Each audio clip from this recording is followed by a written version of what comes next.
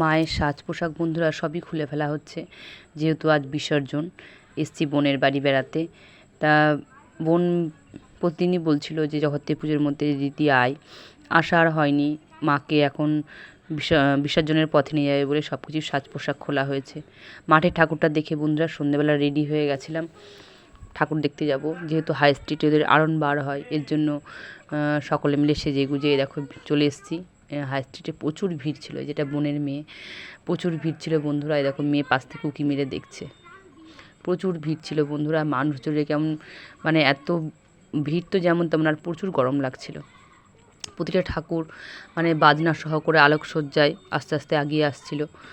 আর phone মানে ঠাকুরের কাছে এত পরিমাণে তোমার আলো দিয়েছে, সেই জন্য আসছিল না, মানে ফোনে আলোটা খুব ঝাপসা আসছিল। দূর থেকে ভিডিও করছিলাম। প্রতিটা ঠাকুরের সঙ্গে বন্ধুরা ঢাক ছিল, বিভিন্ন রকম ঢাক বাজনা বাদ্যি বাজনা নিয়ে ঠাকুর সব আরণে বেরিয়েছিল। প্রতিটা ঠাকুর এতটা সুন্দর। বিভিন্ন কৃষ্ণনগরে বহু জায়গা থেকে এই ঠাকুরগুলো আসে নিরঞ্জনের পথে, কদমতলা ঘাটে নিরঞ্জন হয়।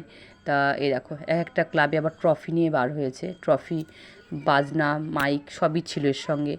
আমরা হাই স্ট্রিটে দাঁড়িয়েছিলাম, বোন, আমি, বোনের মেয়ে, আমার মেয়ে, আমরা চারজনাই ছিলাম আরণ দেখতে। আমি বিসর্জনের দ্বিতীয় দিন এসেছিলাম বোনের বাড়ি, যেহেতু প্রথম দিন আমাদের এখানে ঠাকুর হয় কয়েকটা, সেগুলো দেখার জন্য বাইরে থেকে বেরোয়নি।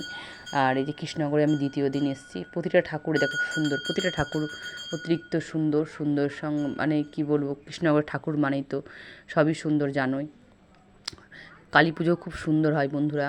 তোমরা হয়তো যারা যারা দেখেছো কৃষ্ণ কালী পুজো তারা জানবে যে কালী পুজো খুব সুন্দর হয়।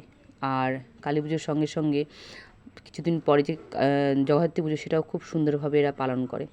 আমরা বসেছিলাম বন্ধুরা অঞ্জলি জুয়েলার্স, তার সোজাসুজি অঞ্জলি জুয়েলার্সের শোরুম আছে, তার সামনাসামনি একটা উল্টো দিকের দোকানে বসেছিলাম। কিছুক্ষণ বসে থাকার পর বোন আবার একটা এগরোল কিনে দিল, সেটা বসে বসে খাচ্ছি। অনেক রাত, প্রায় তখন রাত 2টো, ঘুমও লাগছিল প্রচুর।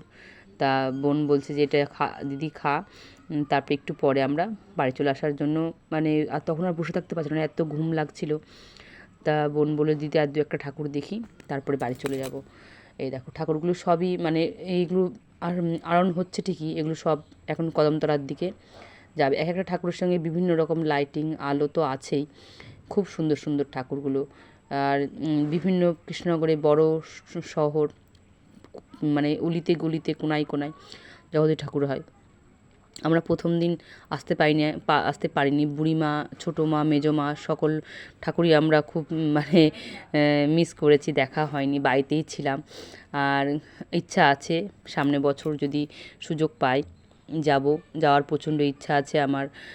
বুড়িমাকে আমি খুব মানে মন থেকে মানি, খুব ভালো লাগে। তা আসা তো আর হয়নি।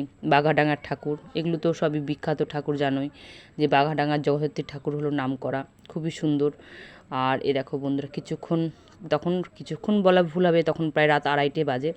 আমরা জেলখানার মাঠ রাস্তা ধরে, জেলখানার পাশে মাঠ রাস্তা ধরে বাড়ির দিকে আসছি। সকলে ভালো থেকো বন্ধুরা, দেখাচ্ছে পরে ভিডিও, টাটা।